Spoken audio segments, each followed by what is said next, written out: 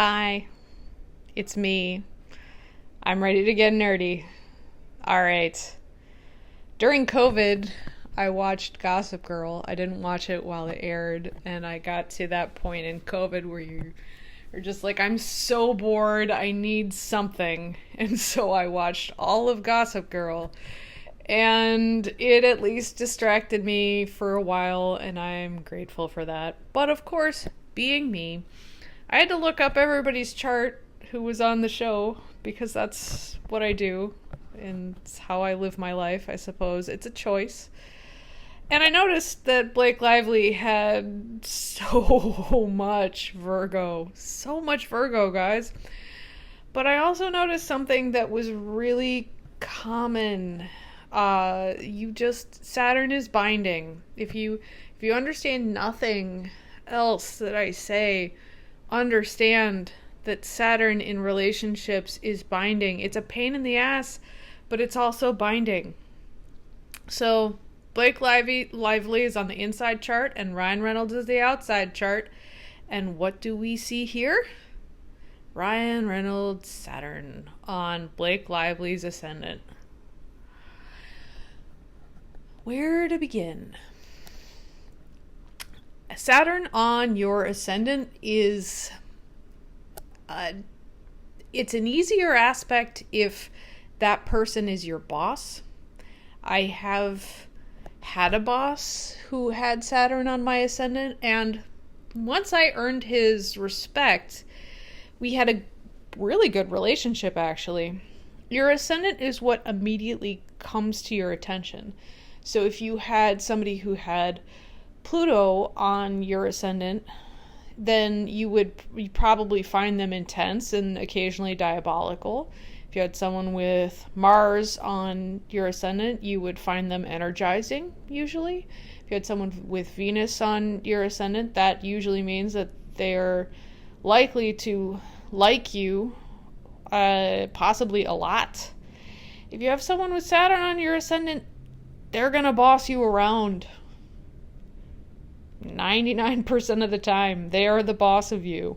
So it's better if it is your actual boss. But you do see this in relationships.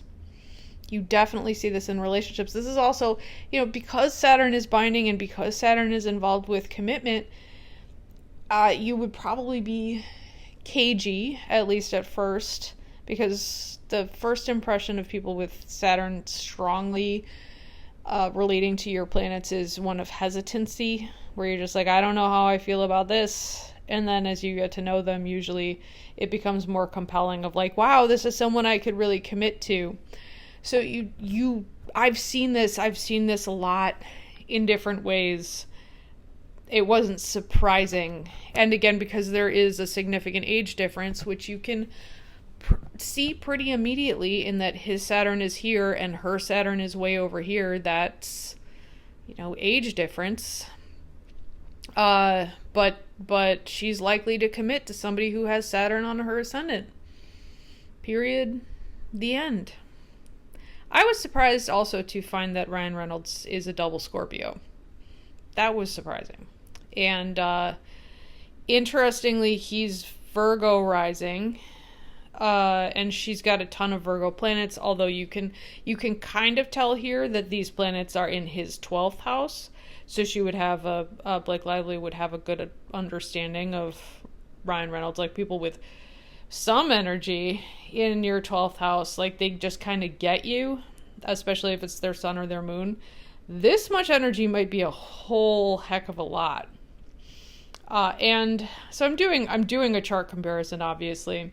A little one, not a big one, but one other kind of funny / interesting thing, which I identify with for different reasons, is someone with Uranus at the bottom of your chart. So the bottom of your chart is like who you are privately, and Uranus at the bottom of your chart is literally somebody who's difficult to live with, because this is the line of like home and family, right? So like someone with Uranus here, you might love them.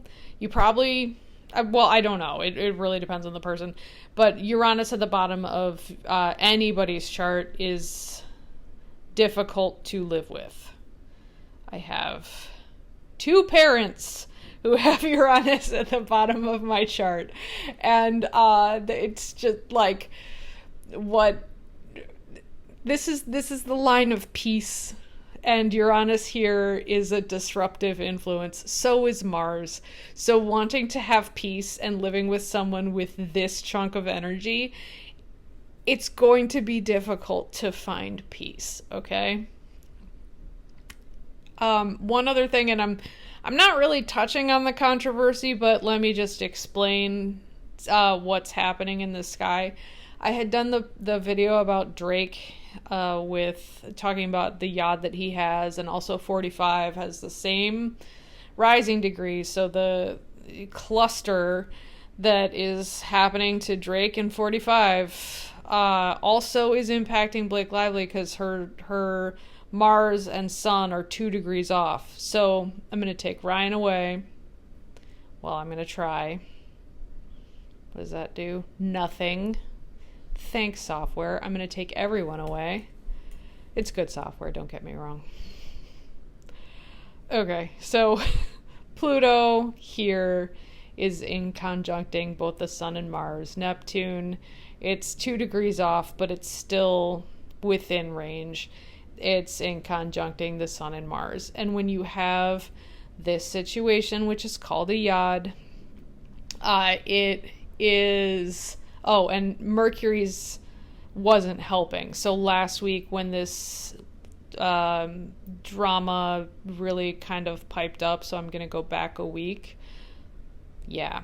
So Mercury was conjunct her Sun and Mars, and Mercury is the messenger, right? So there was a lot of information. And so Neptune and Pluto were putting a lot of pressure on information about the ego and the behaviors. That's Mars and the Sun. It makes perfect logical sense why what happened. So she's got that pressure. Another thing also that you see often, that I took Ryan Reynolds away, but I can put him back because I have that power. So his sun and moon and her sun are in sextile relationship together, which is 60 degrees. Sextiles get along together. So she's an earth sign, he's a water sign, but earth and water can vibe with each other rather easily. And that is clearly what has happened. You do see this a lot of like people with suns or even moons, like in signs that are 60 degrees off from each other. That usually just, it makes it easier to get along. But Ryan is this double Scorpio. This is being hit by a Pluto square. So she's got the yod situation that she's going to have to deal with, which is pressure. And when you have a yod, you should do nothing. You should do less. Like, you want to try really hard to make your case and absolve yourself. You need to hide. You need to do less, which I think she finally figured out. The square with Ryan Reynolds, this is interesting to me because I'm not sure what form it is taking. We will probably be able to figure it out, although Scorpios are notoriously private. But Sun and Moon next to each other being hit by Pluto, that's interesting because it's an ego challenge and it is a family/emotional challenge as well. So they are both undergoing difficult times, but for different reasons because they have different charts. Interesting. Never a dull moment with this guy, right, guys? Thanks for watching. Talk to you next time.